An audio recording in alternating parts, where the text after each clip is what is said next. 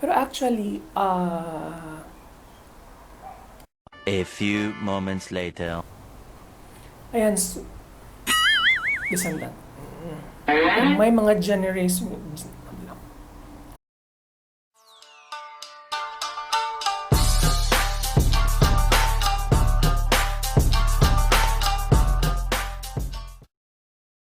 It's me, Marvin, or pwede din Sensei M. Ayan, Sensei M.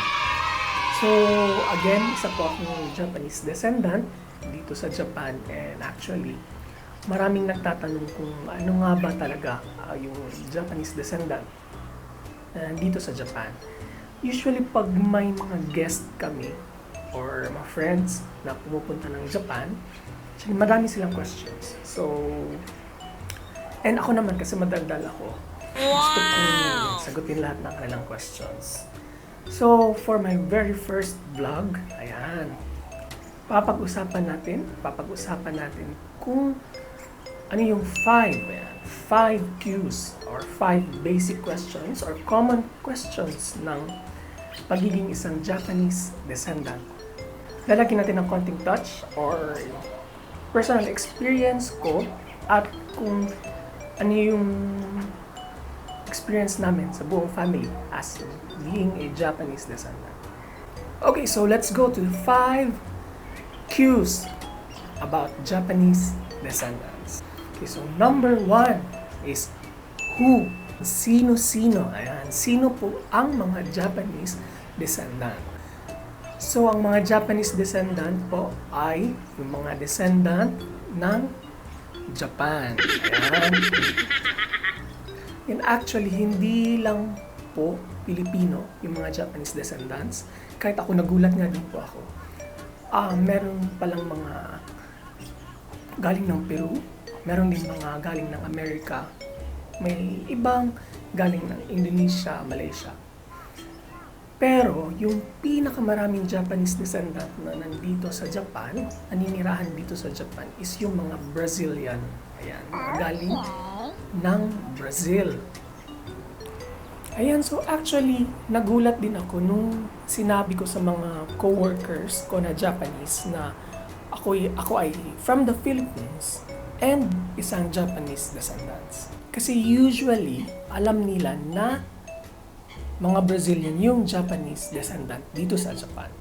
Ayan, so actually, may estimated na 2 million Brazilian na Japanese descendant dito sa Japan. And a Filipino, I guess, or siguro nasa mga 200,000 na naninirahan dito sa Japan. Ayun, so pupunta tayo sa generations ng pagiging descendant. Actually, maraming generations yan. May level of generations. So, first generation, sila yung mga pure na Hapon. Pure na Hapon. And second generation, sila yung mga half Hapon. Pero actually, ngayon, isa na akong third generation ng Japanese descendant. So, paano nangyari yun? I mean, di ba dapat si mama yung third generation? Ayan, so, yan, papag-usapan natin mamaya ulit kung paano ako naging third generation na Japanese descendant. Actually, merong mga naiwang anak ng Hapon dyan sa Pilipinas. So, yung iba, dineclare ng kanilang mga magulang na Japanese. Yung iba naman ay hindi na. So, sila din ay considered na part of being a Japanese descendant. Okay? Okay, number 2. Ayan, number 2. Pangalawa po ay ang when o kailan. So, papag-usapan natin yung oras or timeline, pwedeng timeline. So, ayan,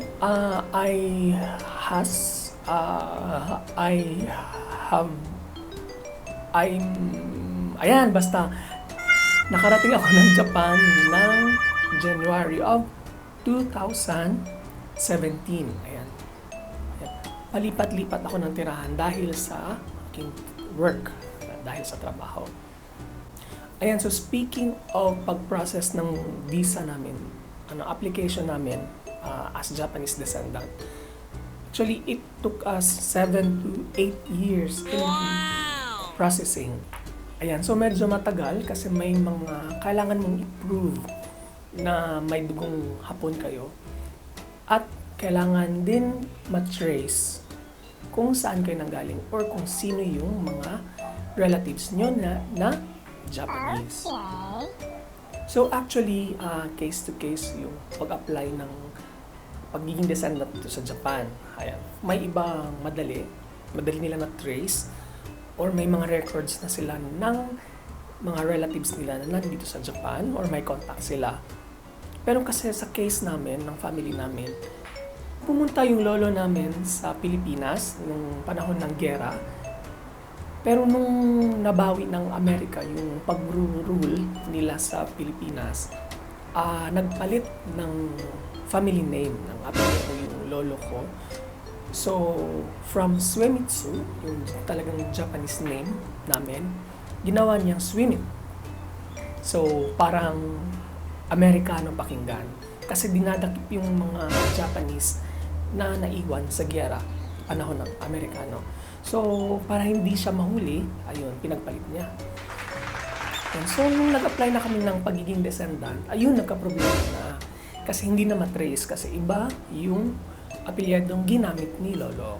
So, kaya natagalan, kaya umabot ng more than 7 years sa process kasi kailangan namin palitan at kailangan pang may court hearing. Kailangan ng court hearing. Okay, so let's go to number 3. Where? Ayan, so where? So, konting history tayo. Kung saan napadpad si lolo sa Pilipinas. Ayan, so according sa mga relatives ko, bago binombahan yung Hiroshima, yun yung hometown ni lolo, nakatakas si lolo, pumunta ng Pilipinas, sakay ng logistics na barko. Ayan, so napadpad siya sa Argao, Cebu. At nakilala niya ang aking lola. Ayan, so kung pwede kong kausapin si lola ngayon, papasalamat ako sa kanya. Kasi dahil na-inlove siya sa aking lolo, at ayun, nagkaroon kami ng chance na makapunta dito sa Japan. Yan, sa mga lumipas na panahon, dumami na yung clan, dumami na yung mga relatives namin, and nagkalat na sila sa buong Pilipinas. Ayan, so shout out sa mga Suemitsu dyan. Kung nanonood kayo, you can comment down. Ayan. Or baka hindi pa tayo nagkita or hindi pa tayo nag-meet personally. So, comment down. Ayan, try natin mag-communicate. Okay, so number 4. Ayan, let's go to number 4. Ayan, number 4 ay what? Okay, ano? Ayan, so usually may dalawang visa type ang Japanese descendants dito sa Japan. Yung PR and LT. So sensei, anong PR? Ayan. Ano yung LT? Ang PR ay pang-rich. Ayan, pang-rich. And LT ay lang trabaho. The PR is permanent resident. And LT stands for long-term resident. Ayun, so sensei, anong visa type mo? Ayan, magandang tanong, magandang question. Ako po ay isang long-term resident pa lamang dito sa Japan. So, bakit hindi permanent resident? Isa naman akong Japanese descendant.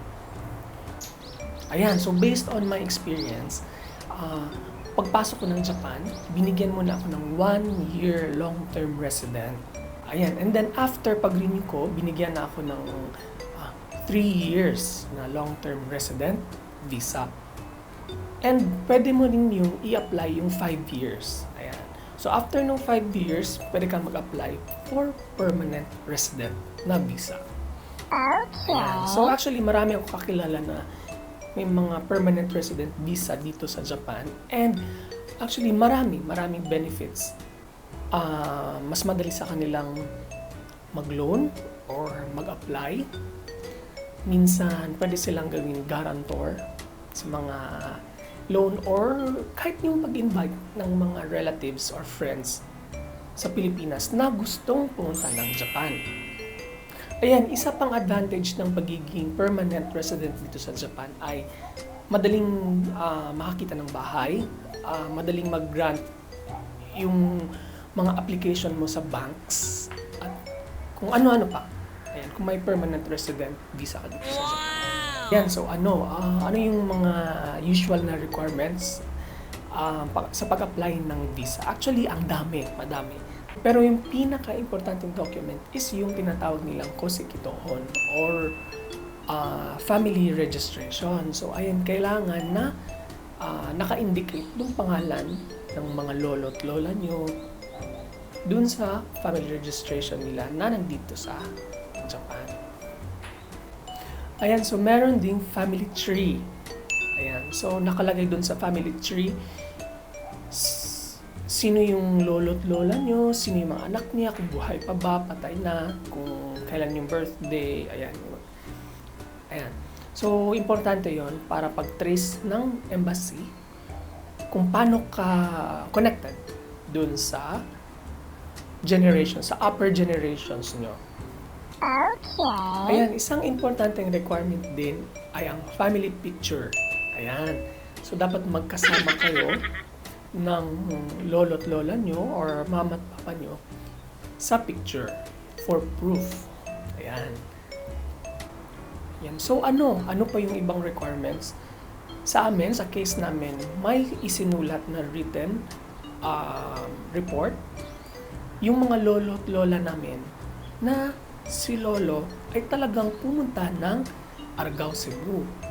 Okay. Ayan, so may mga history tracing, may mga interview na naganap sa mga lolo't lola namin, sa mama at papa ng mga tito at tita ko, mga kapitbahay nila dun sa Cebu. Actually, may mga in-interview daw sila doon. Pumunta sila ng Cebu. Ayan, so lastly, pupunta tayo sa number 5, which is how. How. Ayan, mga paano. Ayan, kung galing kayo sa Pilipinas, may mga agency na pwede nyo puntahan para mag-apply. At saka sila na rin yung mag-aasikaso ng mga documents nyo. Siguro hihingi lang ng mga important details. Ayan, so meron din namang mga agency na tutulong sa inyong maghanap ng employer dito sa Japan. Ayan, Sensei, may placement fee ba? Magkano ba yung placement fee sa mga agency? So, ayan, depende po yan sa agency na a-applyan nyo. Dati pumunta kami ng Cebu at may in-applyan kaming agency. Ang pangalan ng agency ay Career Service. So, isa po silang caregiver employment agency. Ayan, so shout out sa mga taga-career service, sa mga teachers, sa mga sensei dyan sa career service. Hello po. At kay Sir Benny, hello. Ayan. At also kay Ma'am Fen. Ayan, kung nanonood ka Ma'am Fen, ayan. Hello. Ayan, alam ko nandito ka na sa Japan. Ayan, so balikan natin yung sinabi kong third generation ng Japanese descendant. So, basically, dapat si mama yung third generation ng descendant, di ba? Ayan, kasi before, hanggang third generation lang yung tinatanggap nilang descendant na papasok ng Japan. Ayun, so nag-file kami ng upgrading ng family registration. So, nung na-okay na yung upgrading, so si Lola na yung naging first generation of Japanese descendants. Ayun, nagsunod-sunod na at naging third generation ng Japanese descendant na ako. At pwede na akong makapasok ng Japan. Yan, kung may mga relatives na kayo na nandito sa Japan at kayo ay isang descendant, Japanese descendant, pwede po kayong magpatulong sa mga relatives nyo na nagtatrabaho sa Japan. Yan, so paano po yun, Sensei? Kailangan lang maghanap sila ng employer na gagarantor sa inyo. Ayan, kailangan ng guarantee letter at certificate of eligibility na may trabaho kayo pagpasok niyo ng Japan. Ayan, sa mga kaibigan, tapos na yung 5 common cues or questions about Japanese descendants. Baka may mga kakilala kayo or may mga relative kayo na yung pangalan ay Honda, Toyota, ayan, Mitsubishi, ayan, Kubota. Ayan, history check nyo. Ayan, check nyo yung history. Kung baka may lahi kayo, ayan, may lahi kayong Transformers. Ayan, may lahi kayong Transformers.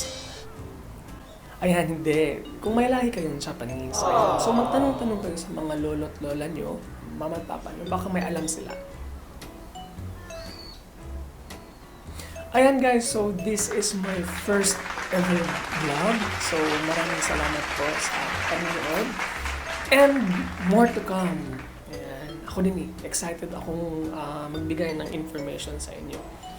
And siguro next time, ayan, pag-usapan natin yung mga jobs, ayan, anong klase-klaseng trabaho na meron yung mga Pilipino dito, anong naging experience ko, paano ko umiyak, ayan, paano ako tumawa, ayan, paano ako naglipat ng bahay, ayan, medyo mahirap. So, abangan nyo sa mga susunod na mga videos namin.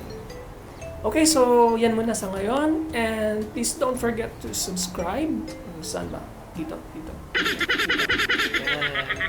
And this is Sensei M. Goodbye.